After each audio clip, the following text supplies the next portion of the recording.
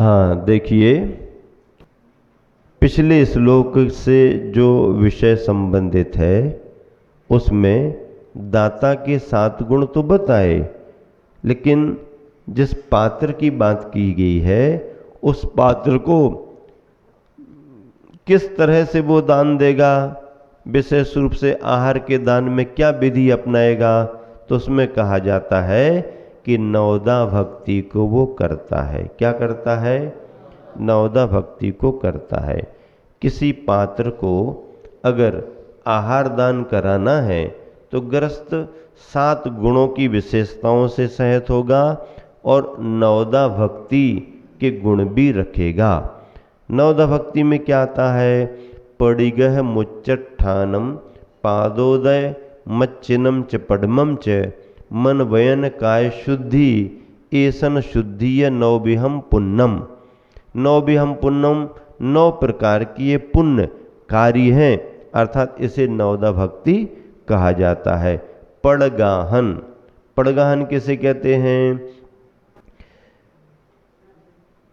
पात्रों को आते हुए देखकर मुनि महाराज जी, आरिका माता जी, एलक जी, छुल्लक जी आदि पिच्चीधारी जो भी आ रहे हैं, या वर्तमान में जिन छुल्लकों की व्यवस्था मयूर पंख की पिच्चिका से रहित है, अगर ऐसे छुल्लक जी वो भी आ रहे हैं तो इनको आते हुए देख करके फिर आज इनका लाभ हमारे घर परिवार को मिले, इस भाव से उन्हें रोकने का निवेदन करना। रुके महाराज जी, रुकें, आप हमारे यहाँ रुकें, ऐसे निवेदन को क्या कहते हैं? पड़गाहन। पड़गाहन में शब्दों में संबोधन होता है, हे स्वामी नमोस्तु नमोस्तु नमोस्तु। अब मुनि महाराज है तो नमोस्तु, माता जी देखेंगी तो अब इस भाषा को बदलना पड़ेगा। नहीं नहीं, महाराज ने तो कहा था नमोस्तु, नहीं, अब उनको देख के बंदामी, फिर देख करके एक शामी आदि आदि, तो क्रम। तो ये जो उनको उनके अभिवादन का शब्द है, उनके सम्मान का शब्द है, उसका उच्चारण करते हुए हे स्वामिन नमोस्तु नमोस्तु, अत्र अत्र तिष्ठ तिष्ठ, यहाँ यहाँ रुकिए रुकिए, हमारा निवेदन है महाराज जी आप यहाँ रुकिए। महाराज जी पूछेंगे क्यों रुकिए? तो कहेंगे हमारे यहाँ शुद्ध भोजन तैयार है, हमारी भावना है आपका आहार हमारे घर हो। अब ये भाषा एकदम हिंदी की हो गई, तो संस्कृत में भाषा बना दी, अत्र अत्र तिष्ठ तिष्ठ, यहाँ यहाँ, ठहरिए ठहरिए, ये अर्थ हो गया। अब उसके बाद में अगर रुक गए तो फिर परिक्रमा लगा दी। ये परिक्रमा लगाना ये पड़गाहन माना जाता है, और इसके लिए अपने तरीके से व्यवस्थाएं देख करके कर ली जाती हैं। तो परिक्रमा लगा करके पड़गाहन जो होता है, पड़गाहन करके अब उसके अंदर अंदर और बहुत सारी विधि क्रियाएं सावधानियां होती हैं, कहाँ पर परिक्रमा लगाएं, कैसे परिक्रमा लगाएं, वस्त्र कैसे हो, शुद्धि कैसे हो, आदि आदि, रास्ते में साफ सफाई हो। फिर उसके बाद में फिर क्या, जब अंदर लगे तो उच्च स्थान उनको प्रदान करना, सम्मान सूचक रहता उच्च स्थान। फिर प्रक्षालन, चरणों का प्रक्षालन कर देना, प्रक्षालन के साथ गंधोदक ले लेना, और विवेक पूर्वक कार्य करते हुए गंधोदक को एक तरफ रख करके हाथ अलग से बर्तन में धोना। आजकल चलन में आ गया, उसी में चरण भी धुलाए और उसी में अपने कर कमल भी धोना शुरू कर दिए हैं। महाराज जी के चरण और तुम्हारे कमल, हस्त कमल, हो गया काम एक ही बर्तन में। अनर्थ दंड का दोष ना लगे, ज़्यादा बर्तन अर्तन ना हो, ऐसा नहीं, ये विवेक की कमी है। अगर बाद में कोई गंधोदक लेने को आता है तो फिर क्या मिलेगा? अकेला चरण का प्रक्षालन थोड़ी मिलेगा, आपके धुले हुए हाथों का जल भी उसमें मिलेगा, जो तुम्हारे लिए दोष का कारण बनेगा। इसलिए अब बहुत छोटी छोटी बातें हैं, बहुत बारीक बातें हैं, जो बताएं तो फिर आपको समझ में आएगा, बताना भी चाहिए, लेकिन घड़ी भी देखना पड़ती है ना, और ग्रंथ भी देखना पड़ता है। तो चरण प्रक्षालन करके गंधोदक लेना, हाथ धोना, पूजन करना। पूजन संक्षेप में प्रतीकात्मक होती है। हाँ, पूजन में सामग्रियां वगैरह अच्छे से व्यवस्थित करके रखना पड़ती हैं। फिर पूजन के बाद में नमस्कार नमोस्तु कर लेते हैं। मन वचन काय की शुद्धि बोल करके आहार जल की शुद्धि बोलते हैं। इस तरह से ये 9 क्रियाएं, ये 9 पुण्य के कार्य नवदा भक्ति माने जाते हैं। तो नवदा भक्ति और 7 गुण दोनों को मिला दें तो कितनी संख्या हो जाएगी? कितनी संख्या होगी? 16। इसका मतलब ये है कि सही भावनात्मक गुणों का 16 तो यही है। जिस दाता के जीवन में नवदा भक्ति और 7 गुण जुड़े हुए हैं वो 9, 7, 16 भावों के 16 से सहित है। अब फिर द्रव्य रूप में धुले हुए वस्त्रों का 16 भी मान्य है। ऐसा नहीं हमारे पास गुण है अब फिर कपड़े कैसे ही पहन लो, ऐसा नहीं। शुद्ध वस्त्रों के साथ इतनी भावनाएं अगर अपने पास हैं, आपके पास हैं, तो आप 16 अच्छे तरीके से करेंगे। इस तरह से दाता और पात्र को लेकर के चर्चा है। पात्रों की विशेषता संक्षेप में बता दी। पात्र कौन हो जिनको हम आहार दान दें? तो सूना और आरंभ से रहित हों। सूना और आरंभ से रहित होने का मतलब घर गृहस्थी के कार्यों से वो ऊपर उठ गए, और जो घर गृहस्थी के कार्यों से ऊपर उठा वही सत्पात्र माना जाएगा। इस तरह से उनको विधि और पद्धति पूर्वक देना। मुनियों के आहार दान की पद्धति पूर्ण रूप से नवदा भक्ति के रूप में होती है, और फिर हरिकाओं माता जी के आहार दान की पद्धति में कुछ थोड़ी सी विधि कम कर दी जाती है। ऐलक जी छुल्लक जी का भी सम्मान होता है, बहुमान होता है। उनकी आहार दान की पद्धति में विधि में थोड़ी और कमी रहती है। विधि सबकी होती है, सम्मान सबका होता है, लेकिन जिसकी जितनी मतलब व्रतों की भूमिका है उस भूमिका के अनुसार उनकी विधि की जाती है, ऐसा शास्त्रों का विधान है। इस तरह से यह भी हो गया। अब दान का फल क्या है, इस श्लोक का उच्चारण करें। गृह कर्मणापि निचितम कर्म विमारष्टि खलु गृह विमुक्तानाम अतिथीनां प्रति पूजा रुधिर्मलं धावते वारी। हाँ, खलु निश्चय से, अलम जिस प्रकार, वारी जल, रुधिरम धावते पानी जिस तरह रक्त आदि के दाग धब्बों को धो देता है।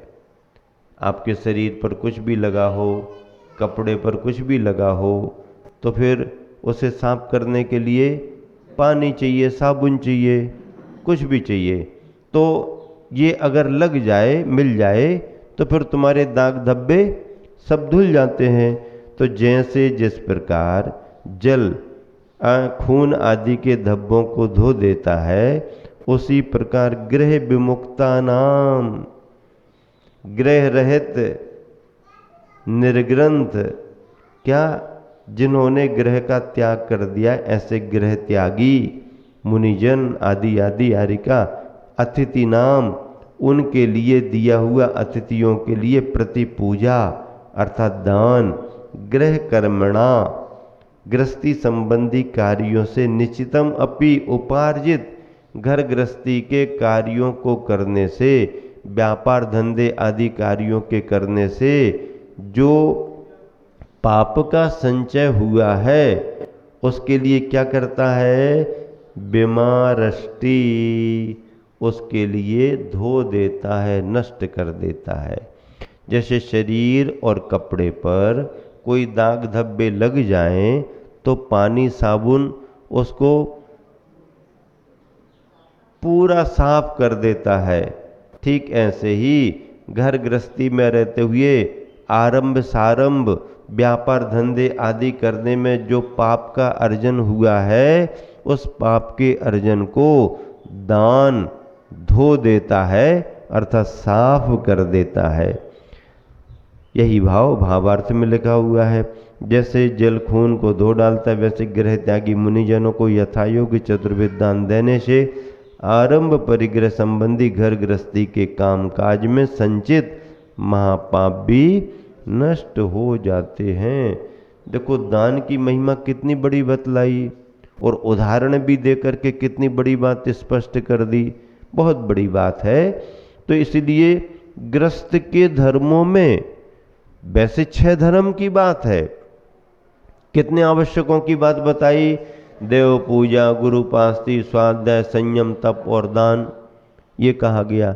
संक्षेप में क्या क्या दिया, संक्षेप में क्या दिया, दानम पूजा, दानम पूजा, दानम पूजा, दानम पूजा, बस दोनों में लगे रहो, सब हो जाएगा। महाराज जियों को विस्तार से 6 आवश्यक बताए हैं, 6 आवश्यक है हम लोगों के विस्तार पूर्वक, और संक्षेप में ज्ञान ध्यान, ज्ञान ध्यान, ज्ञान ध्यान, ज्ञान ध्यान। अब करो तो 6 को 6 के रूप में करते रहो, और अगर 6 में संकोच करना है तो फिर ज्ञान ध्यान में लगे रहो। ज्ञान उन 2 में लगे रहने से 6 की पूर्ति हो जाती है। गृहस्थ भी करे तो विस्तार में 6 से कर ले, और अगर संक्षेप में करे तो दान पूजा, दान पूजा, दान पूजा, दान पूजा, दान पूजा, दान पूजा, दान पूजा में ही उसके सारे धर्म आ गए।